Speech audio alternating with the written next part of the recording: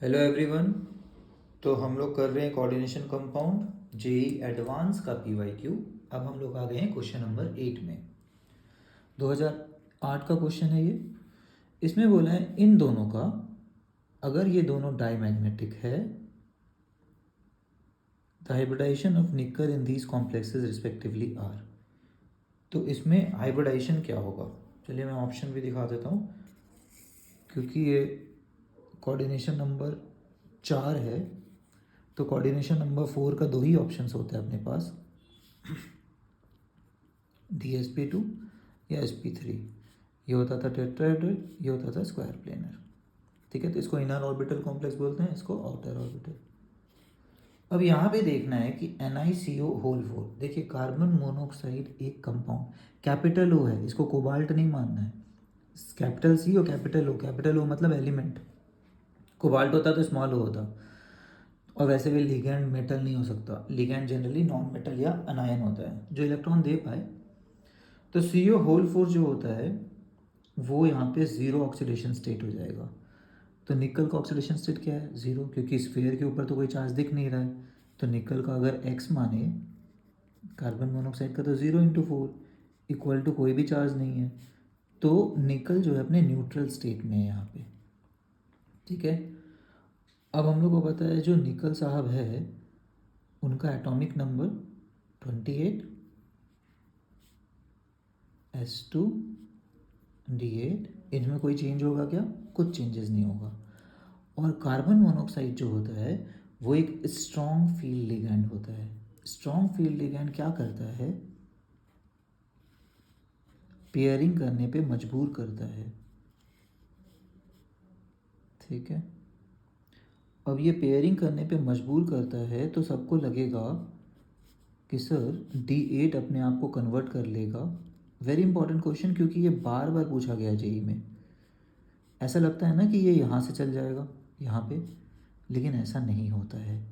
होता क्या है, या फिर मान लीजिए कि ऐसा होता है, लेकिन उसके बाद फिर क्या होता है, ये 4s वाला इलेक्ट्रॉन भी यहाँ पे चल जाएगा। तो यहाँ के 8, यहाँ के 2 मिला के 10 हो गए। तो इनका जो D है पूरा भर जाता है। तो ऐसा लगेगा कि सर यहाँ पे एक D खाली हो जाता और DsP2 बन जाता है ना। नॉर्मल केस में लोग यही सोचेंगे। नॉर्मल थिंकिंग प्रोसेस क्या है? स्ट्रॉन्ग फील्ड लिगेंड है तो डी में 8 है तो 8 का पेयरिंग हो जाएगा, और 8 का पेयरिंग हो गया तो कैसा दिखेगा वो? 1 2 3 4 5। अगर 8 लोग पेयर हो जाए तो ऐसा दिखेंगे, है ना। तो ऐसा लगेगा कि सर ये D यूज़ होगा और DsP2 आएगा, बट यहीं पे गड़बड़ हो जाता है। अगर S वाले इलेक्ट्रॉन एग्जिस्ट करते हैं, जो कि इस केस में एग्जिस्ट करते हैं, क्योंकि इलेक्ट्रॉनिक चार्ज क्या है? ज़ीरो, मतलब कोई भी इलेक्ट्रॉन लूज़ नहीं हुआ। ये निकल +2 नहीं है, +2 होता तो हम लोग बोलते हैं DsP2। यहाँ पे क्या है? निकल +0। ठीक है, सॉरी ज़ीरो, सिर्फ ज़ीरो मतलब S इलेक्ट्रॉन एग्जिस्ट करते हैं तो S वाले रीअरेंज होंगे और D को फुलफिल्ड कर देंगे। समझ आया क्या लॉजिक है? तो क्या DsP2 हो सकता है? हम लोग बोलेंगे नहीं हो सकता है। निकल अगर अपना न्यूट्रल स्टेट में है, कोऑर्डिनेशन नंबर 4 है, फिर भी ये क्या नहीं हो सकता है? ठीक है, DsP2 नहीं हो सकता है। तो इसमें अब S खाली हुआ और आगे के 3 P खाली होंगे। टोटल मिला के हम लोग क्या बोलेंगे इसको? sp3।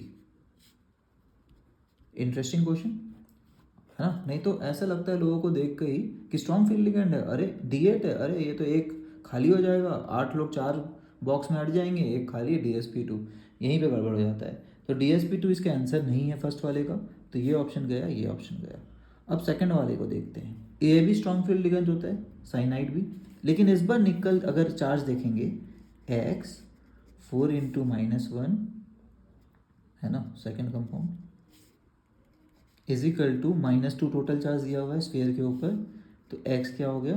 -4 उधर गया, +4 - 2, इस बार +2। अब है निकल +2, and if it is nickel +2 then it must be D8 and S0 4s0। अब ये S वाला तो यहाँ नहीं आ सकता है। इस केस में ये इस वाले को अपना लेगा और D भी यूज़ करेगा। पहला ऑर्बिटल D यूज़ होगा, फिर आगे के S भी खाली है, S यूज़ हो जाएंगे और ये हो जाएगा DsP2। क्लियर? तो हमारा आंसर आया sp3, dsp2 which is option number B.